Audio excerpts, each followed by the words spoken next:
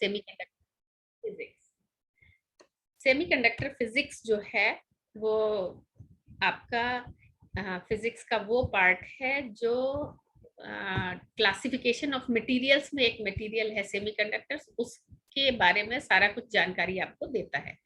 जब classification of materials होता है उनकी कंडक्टिविटी के बेस पे, तो ये तीन तरह के मटेरियल्स होते हैं। एक आपके हैं कंडक्टर्स जिनकी कंडक्टिविटी बहुत अच्छी होती है, बहुत अच्छे इलेक्ट्रिकल कंडक्टर्स हैं, इलेक्ट्रिसिटी को बहुत अच्छे से कंडक्ट करते हैं।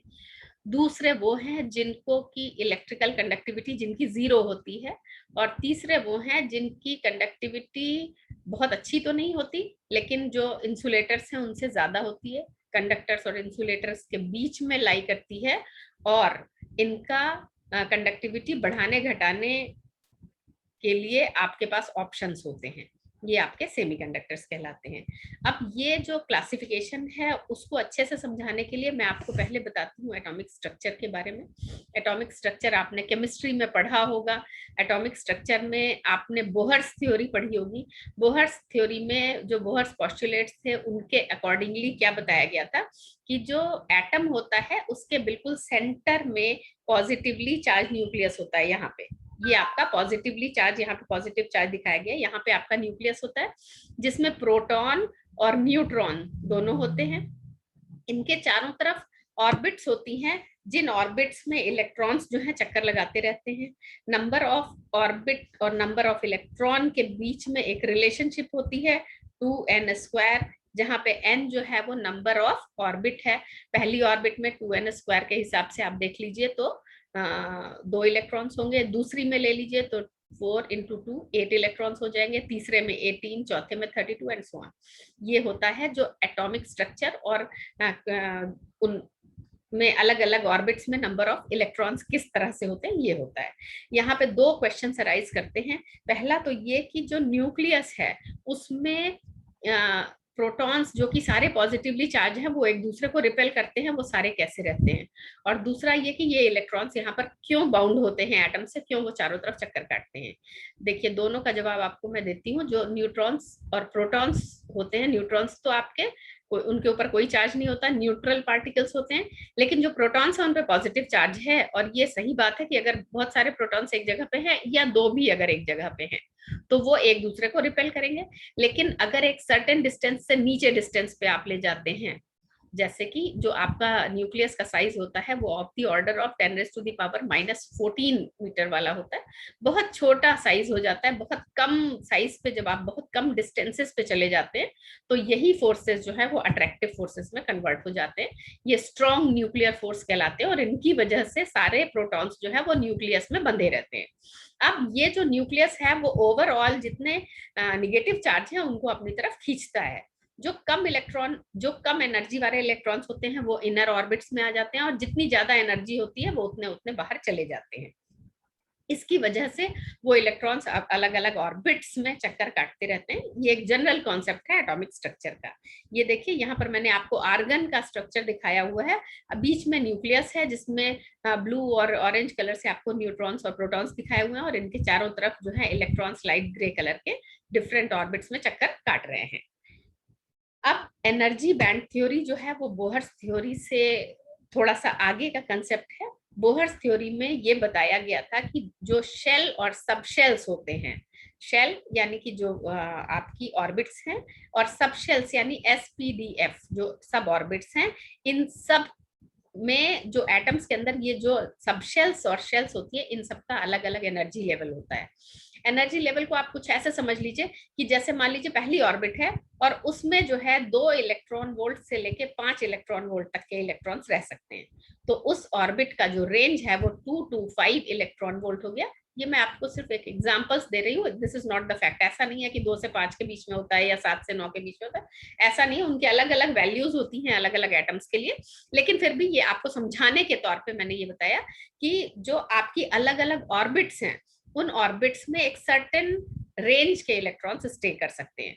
उस रेंज से ज्यादा वाले उससे अगली ऑर्बिट में चले जाते हैं, उस रेंज से ज्यादा वाले उससे भी अगली ऑर्बिट में चले जाते हैं, and so on. This is how different energy bands are made. अब ये जो अलग अलग एनर्जी बैंड्स बनती हैं इनको एक्सप्लेन किया गया है एनर्जी बैंड थ्योरी के हिसाब से। और ये कहा जाता है कि अलग अलग एटम में अलग अलग डिफरेंट डिफरेंट एनर्जी लेवल्स होते हैं। जब आप एटम्स को पास में ले आते हैं तो ये जो एनर्जी लेवल्स हैं वो आउटर मोस्ट जो इलेक्ट्रॉन है, आउटर मोस्ट शेल के जो इलेक्ट्रॉन्स हैं, उनके इंटरैक्शन के लिए इन एनर्जी लेवल्स में थोड़ा थोड़ा सा चेंज हो जाता है। किनके में चेंज होगा? सिर्फ आउटर मोस्ट वाले में। अंदर वाले जो है उसमें कोई चेंज नहीं होगा। जो आउटर मोस्ट इलेक्ट्रॉन्स जो दूसरे एटम से उनके कांटेक्ट में आते हैं और उनसे इंटरैक्ट करते हैं, उनके एनर्जी लेवल्स थोड़े थोड़े चेंज हो जाते हैं। और ये जो चेंज होता है इसी से पैदा होती है एनर्जी बैंड थ्योरी। ये चेंज कैसा होता है ये मैं आपको यहाँ पे अभी बताने की कोशिश करती हूँ। जब भी कोई सॉलिड स्ट्रक्चर फॉर्म होता है तो हमेशा जो इलेक्ट्रॉन्स होते हैं उनके लेवल्स डिफरेंट हो जाते हैं जो उनके ओरिजिनल लेवल्स थे उनसे। ये सिर्फ इसलिए होता है क्योंकि जो एटम्स हैं उनका दूसरे एटम्स से इंटरैक्शन होता है। यहाँ पे मैंने आपको दो एग्जांपल्स दिखाए हैं। ये आपको मैंने एक तो शेल दिखाया है और एक सब शेल दिखाया है। ये एटम है जिसका यहाँ पर न्यूक्लियस है, ये इसकी दो शेल्स हैं। और इन शेल्स में पहले वाले में तो 1s2 है तो इसमें सिर्फ एक ही सब शेल होगी। दूसरे वाले में 2s के दो इलेक्ट्रॉन्स और ये 2p के दो इलेक्ट्रॉन्स। ये देख रहे हैं आप? तो ये है। अब देखिए 2s ऑर्बिट का जो चौड़ाई है वो सेम दिखाई गई है, ये बैंड है से। ये अगर 2 to 4 इलेक्ट्रॉन वोल्ट है और ये आपकी 6 to 8 इलेक्ट्रॉन वोल्ट है, तो 2 इलेक्ट्रॉन वोल्ट की चौड़ाई ये है, 2 इलेक्ट्रॉन वोल्ट की ये है। ये 0.2 भी हो सकती है, ये 0.5 भी हो सकती है, 0.7 भी हो सकती है, डिपेंड्स ऑन एटम कि कितनी चौड़ाई का वो बैंड है। अब इसका जो 1s और 2s का देख लीजिए, 2s के बाद 2p आता है। 2p में यहाँ पे दो ही इलेक्ट्रॉन है इसलिए चौड़ाई आपको यहाँ पे थोड़ी सी छोटी दिखाई दे रही है, बट इनफैक्ट अगर आप 2p की बात करें तो इसके 3 हिस्से हो जाते हैं। एक p में जो है वो 6 इलेक्ट्रॉन्स होते हैं, तो सबसे पहले वाले यहाँ रहेंगे नीचे वाले पे, उससे ऊपर वाले थोड़े ऊपर पे, और लास्ट वाले सबसे ऊपर। यानी p और p सब शेल में ही डिफरेंट एनर्जी लेवल्स के दो दो इलेक्ट्रॉन्स होते हैं। अब इसको आप देख लीजिए तो ये सिंगल शेल नहीं बन के एक आपका इस तरह से बैंड बन जाता है। ये बैंड जो है ये आपका एनर्जी बैंड कहलाता है। और अब आप देखिए कि इनका इंटरैक्शन दूसरे से कैसे होता है। अगर ये एक एटम दूसरे एटम के पास जाता है, यहाँ पे मैंने आपको दो बॉन्ड्स बनते हुए दिखाई हैं। सेमीकंडक्टर्स में केवल एक बॉन्ड बनती है, कोवेलेंट बॉन्ड, लेकिन मैंने आपको आयोनिक बॉन्ड का भी इसलिए एग्जांपल दिखाया है कि किस तरह से कोवेलेंट बॉन्ड में चेंज हो रहा है और आयोनिक में नहीं चेंज हो रहा है, ये आपको दिखाई देगा। देखिए जब आपका आयोनिक बॉन्ड फॉर्म हो रही है सोडियम और क्लोरीन में, तो सोडियम के आउटर मोस्ट ऑर्बिट में एक इलेक्ट्रॉन होता है और क्लोरीन के आउटर मोस्ट ऑर्बिट में 7 इलेक्ट्रॉन होते हैं। यहाँ 7 है और यहाँ 1 है। ये क्या करेगा, ये अपना एक इलेक्ट्रॉन इसको दे देगा। अगर इसका नंबर ऑफ ऑर्बिट्स तीनों में सेम है, इसमें भी 3 है और इसमें भी 3 है, तो ये थर्ड से थर्ड में ही गया। हम ये समझ सकते हैं कि इसका एनर्जी लेवल में उतना चेंज नहीं आएगा क्योंकि ये इसको यहाँ से यहाँ दान हो गया है। अब हम इसकी बात करते हैं। वैसे तो ये वाटर मॉलिक्यूल का मैंने आपको दिखाया है। ये जो है आप अगर किसी सेमीकंडक्टर का देखेंगे तो उसमें थोड़ा सा डिफरेंट होता है, या किसी कंडक्टर का मेटल का देखेंगे तो भी डिफरेंट होता है। सॉलिड्स में थोड़ा सा डिफरेंट होता है, लेकिन समझने के लिए आपको ये सबसे आसान तरीका था, इसलिए मैंने ये मॉलिक्यूल ऐड किया है। यहाँ पर आप देखिए हाइड्रोजन एटम में सिर्फ एक ही ऑर्बिट है, इसका एनर्जी लेवल ऑब्वियसली कम होगा। ऑक्सीजन में 2 है, इसका जो एनर्जी लेवल है वो हाइड्रोजन के एनर्जी लेवल से ज्यादा होगा। अब ये वाला एटम का जो हाइड्रोजन एटम का इलेक्ट्रॉन है वो इससे शेयरिंग क्यों कर रहा है? क्योंकि जब ये इसके पास आता है तो ऑक्सीजन वाले में चूंकि एक इलेक्ट्रॉन कम है तो ये इसके इलेक्ट्रॉन को, हाइड्रोजन वाले इलेक्ट्रॉन को अपनी तरफ अट्रैक्ट करेगा, और हाइड्रोजन जो है वो ऑक्सीजन के इलेक्ट्रॉन को अपनी तरफ अट्रैक्ट करेगा। इन दोनों के अट्रैक्शन की वजह से यहाँ पर एक कोवैलेंट बॉन्ड बन जाती है। अब जो हाइड्रोजन एटम के आउटर मोस्ट ऑर्बिट के इलेक्ट्रॉन का जो एनर्जी लेवल है वो कम है, ऑक्सीजन के आउटर मोस्ट इलेक्ट्रॉन का जो एनर्जी लेवल है वो थोड़ा ज्यादा है। ये दोनों आपस में इंटरैक्ट करते हैं तो इन दोनों का एनर्जी लेवल थोड़ा सा चेंज हो जाता है। सेम कंडीशन यहाँ पे भी है। तो this is how the energy level changes. इसका कम था, इसका ज्यादा था, इन दोनों को आपस में खिंचाव हुआ तो ये थोड़ा सा फैल गया, ज्यादा हो गया। ऐसे ही इधर भी इसका कम था, इसका ज्यादा था, इनके इलेक्ट्रॉन्स में जब खिंचाव हुआ, ये आपस में एक दूसरे से शेयरिंग इनका हुआ, तो जो एनर्जी लेवल है थोड़ा सा ब्रॉड हो गया। तो ये this is how energy level जो है वो चेंज हो जाता है। और जब एनर्जी लेवल चेंज हो जाता है, अब आप ये देखिए कि जो अगर आप किसी भी ऑर्बिट की बात करते हैं, पर्टिकुलर ऑर्बिट की, तो इस ऑर्बिट के बाद जब ये दोनों सैचुरेटेड हो गए, जो आपका इनका सैचुरेशन के लिए जरूरी है कि आउटर मोस्ट ऑर्बिट में 2 या 8 इलेक्ट्रॉन्स हो, जब इनको स्टेबल एक कॉन्फ़िगरेशन मिल जाती है, तो फिर ये इलेक्ट्रॉन्स कहीं नहीं जाते, ये आराम से वहीं पे घूमते रहते हैं और एक स्टेबल सी संरचना, उनका स्टेबल सा जो स्ट्रक्चर है वो बन के तैयार हो जाता है। अब ये नॉर्मली नहीं हिलता, लेकिन अब देखिए एक और कंडीशन होती है। सपोज करिए कि एक स्टेबल एटम है, से यहाँ पर उसका न्यूक्लियस है, यहाँ पर उसका पहला ऑर्बिट है, इसमें 2 इलेक्ट्रॉन्स हैं, इसके बाद वाले में 8 होने चाहिए, 8 है, इसके बाद वाले में से 8 हैं, तीनों में 8-8 इलेक्ट्रॉन्स हैं।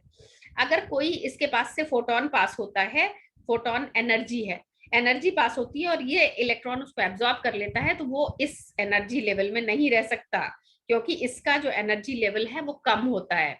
तो ये क्या करेगा, ज्यादा वाले में, यानी इसके बाद वाले में जंप कर जाएगा, या कभी कभी इसके भी बाद वाले में जंप कर जाता है, डिपेंडिंग ऑन कि कितना एनर्जी इसने एब्जॉर्ब किया है। एनर्जी जब भी एब्जॉर्ब होगी, इलेक्ट्रॉन जंप करके हायर अपर एनर्जी लेवल्स में चले जाते हैं। अब अपर एनर्जी लेवल्स में चले तो गए, लेकिन प्रॉब्लम क्या है, जो एटम की स्टेबिलिटी है वो डिस्टर्ब हो गई, क्योंकि यहाँ पर 2 ही इलेक्ट्रॉन होने चाहिए थे। अब स्टेबिलिटी डिस्टर्ब होने का मतलब क्या है, ये वापस उसको निकालेंगे और वापस अपनी जगह पर आएंगे। उस एनर्जी को जब ये निकाल के वापस अपनी जगह पे आते हैं, तो ये जो स्पेक्ट्रम मिलता है ये आपका एटॉमिक स्पेक्ट्रा कहलाता है, और वो स्पेक्ट्रम मिलता है कुछ सेकंड्स तक, ये कुछ फ्रैक्शन ऑफ सेकंड्स तक उसका टाइम, आप जब लेजर पढ़ेंगे तो मैं वहां आपको अच्छे से बताऊंगी, वो 10⁻⁻⁸ सेकंड होता है। ये कभी भी एनर्जी को निकालेंगे, एब्जॉर्ब करेंगे, अपर लेवल्स में चले जाएंगे, 10⁻⁸ सेकंड्स तक वहां रहेंगे और वापस अपनी जगह पर आ जाएंगे। ये तो इंटरनल ऑर्बिट्स को समझिए, इस वाली में का भी, इस वाली में का भी। अब अगर जो आउटर मोस्ट ऑर्बिट का जो इलेक्ट्रॉन है, इसको एनर्जी मिल गई तो क्या करेगा, ये इससे जंप करके, इसके बाद भी एक अलाउड एनर्जी लेवल होती है, अलाउड एनर्जी लेवल जिसको कि कंडक्शन बैंड कहा जाता है, इसमें ये इलेक्ट्रॉन जा सकता है। लेकिन अगर एक बार कोई इलेक्ट्रॉन कंडक्शन बैंड में आ गया, तो फिर वो एटम से डिटैच हो जाता है और वो वापस इस एटम के अंदर नहीं आ सकता। ये आपका कहलाता है free electron. So whenever an electron of outermost orbit gains energy and jumps to next allowed energy level, which is known as conduction band, it becomes a free electron। और ये फ्री इलेक्ट्रॉन ही होता है जो कि electricity के conduction के लिए responsible होता है। इसका मतलब आपने जब इलेक्ट्रिसिटी पढ़ा था तब भी मैंने ये थोड़ी सी बात हल्के में आपको बताई थी। अब आपको ये बात बिल्कुल क्लियर है कि कोई भी इलेक्ट्रॉन जब तक वैलेंस बैंड में रहता है उसका कोई कंडक्शन में योगदान नहीं होता, but once it jumps from valence band to conduction band, it becomes a free electron and it participates in electrical conduction or conduction of electricity। इसी के ऊपर बेस्ड हमने 3 क्लासिफिकेशन बैंड के दिखाए हैं। 3 तरह की बैंड्स फॉर्म होती हैं जब भी 2 एटम्स का इंटरेक्शन, 2 या 2 से ज्यादा एटम्स का इंटरेक्शन होके जब कोई नया चीज बनती है, तो हमारे उसमें 3 तरह की बैंड्स फॉर्म हो जाती हैं। पहली बैंड जो है वो आपकी कहलाती है वैलेंस बैंड, दूसरी बैंड आपकी कंडक्शन बैंड, और तीसरी बैंड जो है वो फॉरबिडन एनर्जी गैप। ये जो डिफरेंट बैंड्स हैं वो क्या हैं, जो वो बैंड्स जो किसी भी एटम के आउटर मोस्ट ऑर्बिट के इलेक्ट्रॉन्स को कंटेन करती है, ये आपकी कहलाती है वैलेंस बैंड। वो बैंड जो कि वैलेंस बैंड के बाद अलाउड बैंड है, जैसे ये हो सकता है कि 3 से 7 इलेक्ट्रॉन वोल्ट की वैलेंस बैंड है और 7 से 9 में कोई इलेक्ट्रॉन नहीं रह सकता, या 7 से 20 में कोई इलेक्ट्रॉन नहीं रह सकता, पर 20 से 22 में इलेक्ट्रॉन रह सकता है, दैट इज पॉसिबल। तो ये इस तरह से एक नेक्स्ट अलाउड एनर्जी बैंड होती है जिसमें कि इलेक्ट्रॉन जाके रह सकता है, ये आपकी कंडक्शन बैंड कहलाती है। इसके अलावा वैलेंस बैंड और कंडक्शन बैंड के बीच का जो हिस्सा होता है ये आपका कहलाता है फॉरबिडन बैंड या फॉरबिडन एनर्जी गैप, इसके अंदर कोई भी इलेक्ट्रॉन नहीं रह सकता। जो भी इलेक्ट्रॉन कंडक्शन बैंड में एक बार चला जाता है वो फ्री इलेक्ट्रॉन हो जाता है और वो इलेक्ट्रिसिटी के कंडक्शन में पार्टिसिपेट करता है। ये देखिए, इसी को मैंने पिक्चर फॉर्म में यहाँ पे दिखाया हुआ है। किसी भी एटम की जो आउटर मोस्ट ऑर्बिट के बैंड है वो वैलेंस बैंड, जो नेक्स्ट अलाउड एनर्जी बैंड है, जैसे ये एनर्जी इधर की तरफ बढ़ रही है, जो नेक्स्ट अलाउड एनर्जी बैंड है वो कंडक्शन बैंड, और कंडक्शन बैंड और वैलेंस बैंड के बीच में जहां पे कोई भी इलेक्ट्रॉन नहीं रह सकता है, ये आपका कहलाता है फॉरबिडन गैप। ये उनकी डेफिनेशंस यहाँ है। The band which is formed by the highest range of energy in valence band is called valence band. Electrons जो एटम से अटैच्ड हैं उनका जो हाईएस्ट रेंज ऑफ एनर्जी जिस बैंड में कवर होती है वो वैलेंस बैंड ऑफ इलेक्ट्रॉन्स कहलाती है, और इसमें सिर्फ वैलेंस इलेक्ट्रॉन्स रहते हैं। Next allowed energy band is called conduction band. Electrons in conduction band have higher energy than the valence band electrons, but the electrons in conduction band are not bound to nucleus of atom, they become a free electron. Forbidden gap is the separation energy between band gap between conduction band and valence band, and it is also called forbidden energy band with forbidden gap. Forbidden gap भी कहलाता है, forbidden energy band भी कहलाता है, and no electron can stay in this gap. इसके अलावा एक चीज होती है फर्मी लेवल। फर्मी लेवल को आप बहुत शॉर्ट में समझिएगा, सिर्फ आपको कॉन्सेप्चुअलाइज कराना चाहती हूँ मैं। जब एब्सोल्यूट जीरो पे कोई भी आपका मटेरियल होता है तो उस मटेरियल में जो वैलेंस बैंड या कंडक्शन बैंड दोनों में इलेक्ट्रॉन्स हो सकते हैं। जिस एनर्जी ज्यादा किसकी होगी, जो कंडक्शन बैंड में है, जो वैलेंस बैंड में है उनकी एनर्जी कम होगी। तो जो हाईएस्ट एनर्जी लेवल का जो इलेक्ट्रॉन है, एक कोई इलेक्ट्रॉन जरूर होगा जिसकी एनर्जी सबसे ज्यादा है, तो हाईएस्ट एनर्जी का जो इलेक्ट्रॉन है वो उसका 50% जो है वो उसकी कहाँ पर किस जगह पे ये संभावना है कि वो कहाँ पे मिलेगा, वो जो लेवल होता है एनर्जी का वो आपका फर्मी लेवल कहलाता है। और इसके बेसिस पे चूंकि कंडक्टर्स, सेमीकंडक्टर्स और इंसुलेटर्स को सेपरेट बताया जा सकता है, इसलिए हम ये यहाँ पर मैंने इसको ऐड किया था। तो फर्मी लेवल जो है ऐसे समझ लीजिए कि it is the top of collection of electron energy levels at absolute zero temperature. Absolute zero पे जो मैक्सिमम एनर्जी इलेक्ट्रॉन की हो सकती है, उनका जो एवरेज वाला पार्ट होता है उस जगह पे उसको हम फर्मी लेवल मानते हैं। एक इमेजिनरी या वर्चुअल लेवल होता है ये, फैक्चुअली वहां पे वो एग्जिस्ट नहीं करता। और अब इनके एनर्जी लेवल्स और एनर्जी बैंड्स के हिसाब से जो मटेरियल्स हैं उनको कंडक्टर्स, इंसुलेटर्स और सेमीकंडक्टर्स इन 3 पार्ट्स में डिवाइड किया गया है। कंडक्टर्स वो होते हैं जिनकी वैलेंस बैंड और कंडक्शन बैंड ओवरलैप्ड होती है। जो मेटल्स हैं उनकी तो ओवरलैप्ड होती है, जो सेमी मेटल्स हैं उसमें ओवरलैपिंग अगर नहीं हो रही हो तो भी जो उनका फॉरबिडन गैप होता है वो 0 होता है।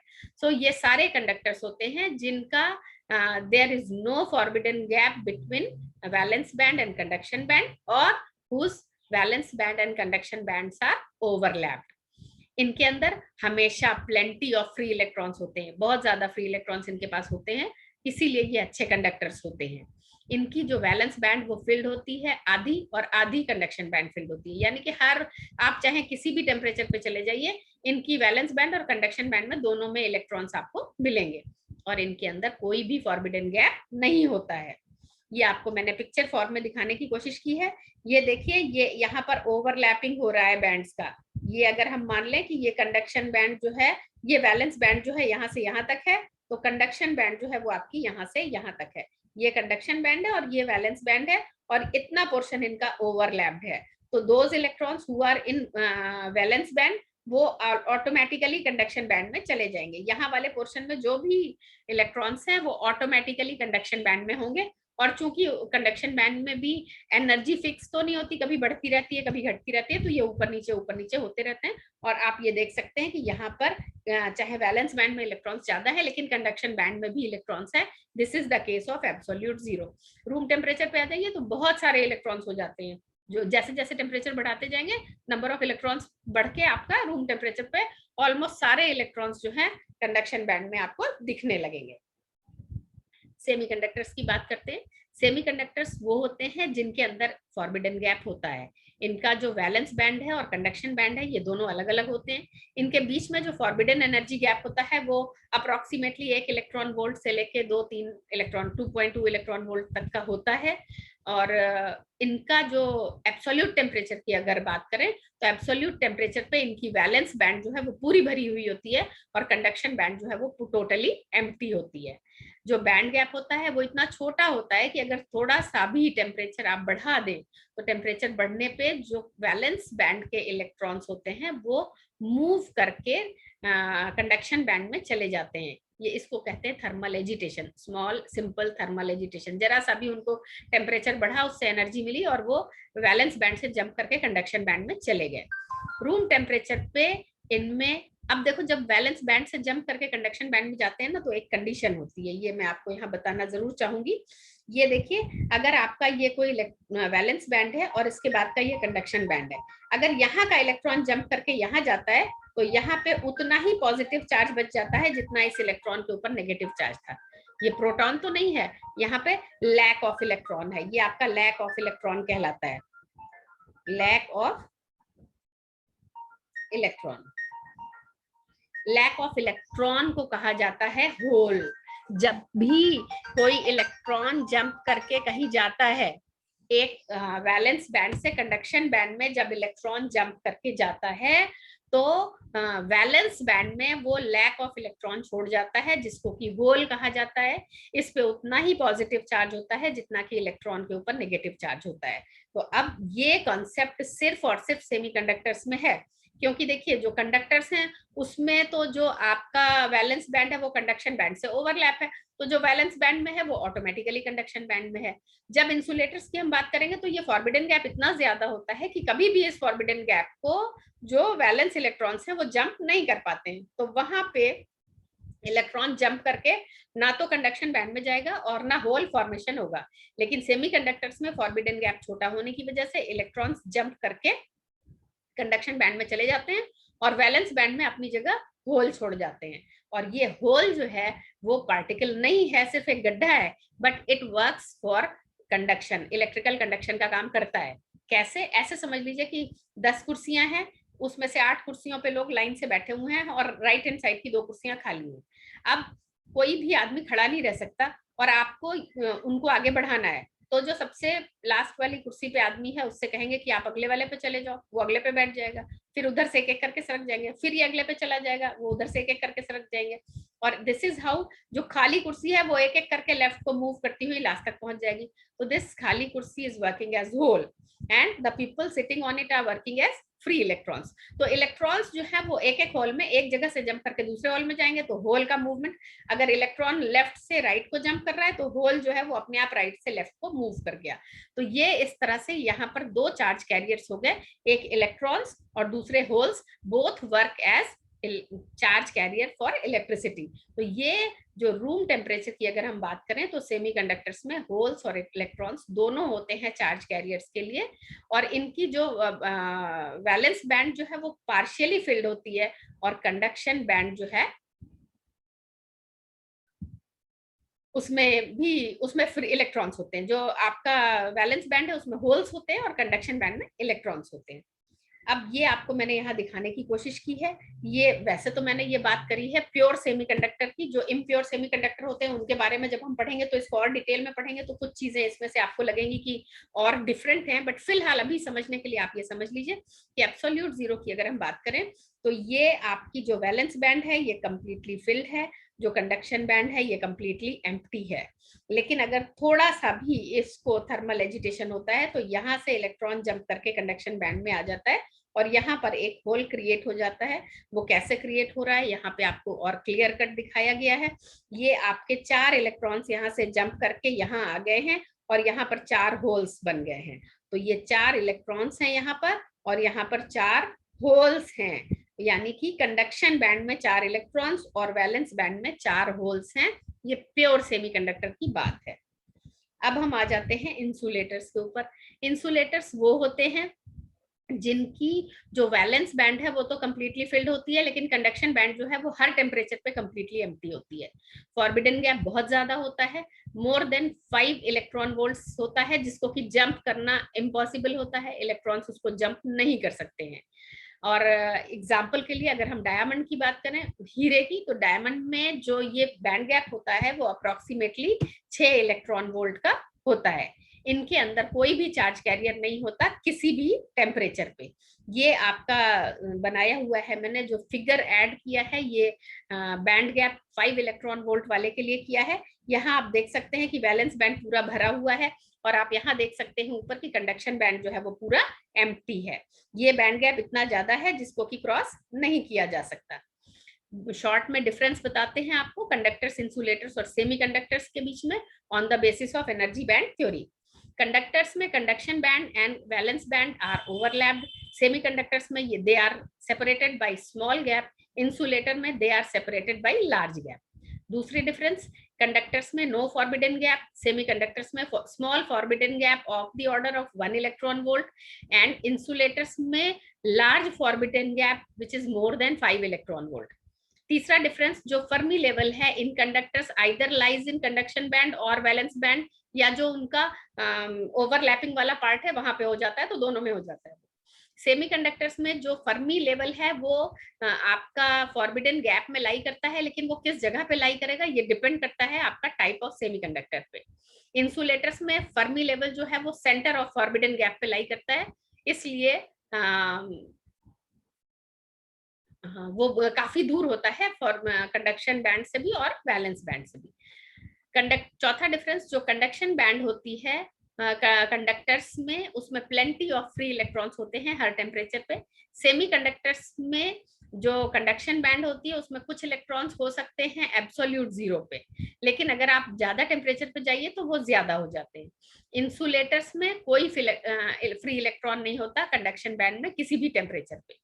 पांचवा डिफरेंस, अगर कंडक्टर्स की हम बात करें तो इलेक्ट्रॉन्स जो है वही चार्ज कैरियर्स होते हैं एब्सोल्यूट जीरो पे। सेमीकंडक्टर्स की बात करें तो इलेक्ट्रॉन्स भी चार्ज कैरियर्स हो सकते हैं, होल्स भी हो सकते हैं चार्ज कैरियर्स, या कोई भी चार्ज कैरियर नहीं हो सकता एब्सोल्यूट जीरो पे।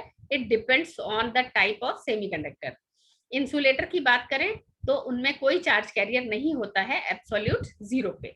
छठवां डिफरेंस, कंडक्टर्स में इलेक्ट्रॉन्स चार्ज कैरियर होते हैं रूम टेम्परेचर पे, या किसी भी ज्यादा टेम्परेचर पे चले जाइए उसमें इलेक्ट्रॉन्स ही सिर्फ चार्ज कैरियर होते हैं। सेमीकंडक्टर्स में अगर रूम टेम्परेचर या हायर टेम्परेचर पे जाइए तो इलेक्ट्रॉन्स और होल्स दोनों मिलकर चार्ज कैरियर का काम करते हैं, और इंसुलेटर्स में किसी भी टेम्परेचर पे कोई चार्ज कैरियर नहीं होता। सातवां डिफरेंस, रेजिस्टेंस जो है वो कंडक्टर्स का बढ़ता है जैसे जैसे टेम्परेचर बढ़ाया जाए। सेमीकंडक्टर्स की बात करें तो इनिशियली इनका रेजिस्टेंस कम होता है टेम्परेचर बढ़ने पे, और बाद में एक सर्टेन लेवल पे पहुंचने के बाद टेम्परेचर बढ़ने लगता है। कारण क्या है, जो सेमीकंडक्टर्स हैं कुछ टेम्परेचर बढ़ाने तक तो जो इनके वैलेंस बैंड के इलेक्ट्रॉन्स बचे हैं वो जंप कर करके कंडक्शन बैंड में जाते रहते हैं, तो नंबर ऑफ चार्ज कैरियर बढ़ता जाता है। लेकिन एक सर्टेन लेवल पे पहुंचने के बाद जब सारे के सारे वैलेंस बैंड एम्प्टी हो जाती है उसके बाद कोई चार्ज कैरियर वहां पे नहीं बढ़ सकता, तो अब उनका रेजिस्टेंस बढ़ता है। रेजिस्टेंस बढ़ने का रीजन ये होता है कि जितने ज्यादा इलेक्ट्रॉन्स या चार्ज कैरियर्स होते हैं उनकी आपस में कोलिजन्स होनी शुरू हो जाती हैं। इंसुलेटर्स की अगर हम बात करें तो चाहे आप किसी भी टेम्परेचर पे चले जाइए, इनका जो रेजिस्टेंस है उसमें कोई फर्क नहीं पड़ता। ये आठवें डिफरेंस के तौर पे आप ये बना सकते हैं, कभी कभी 8 नंबर के क्वेश्चन में आता है इसलिए मैंने 8 डिफरेंसेस यहाँ पर ऐड किए हैं। यहाँ पर आपको मैंने ये ओवरलैपिंग दिखाई हुई है, ये कंडक्शन बैंड यहाँ से लेके यहाँ तक है और वैलेंस बैंड यहाँ से लेके यहाँ तक है, और इसके अलावा यहाँ पर आपको मैंने फिलिंग दिखाई है, ये आपका फर्मी लेवल दिखाया हुआ है, ये जो है फर्मी लेवल दिखाया हुआ है, इनके फर्मी लेवल्स हैं, और ये कंडक्शन बैंड अलग है, वैलेंस बैंड अलग है, इसमें भी अलग अलग है, इसमें जो एनर्जी है वो फॉरबिडन गैप की वो कम है। यहाँ पे हम आज खत्म करते हैं, हमारे पास सिर्फ 6 मिनट बचे हैं, तो आपको कुछ पूछना है तो आप मुझसे पूछ सकते हैं। आपको मैं परमिशन दे देती हूँ, आप अपने आप को अनम्यूट करके अगर कोई यहाँ तक कंफ्यूजन है तो आप उसको पूछ सकते हैं।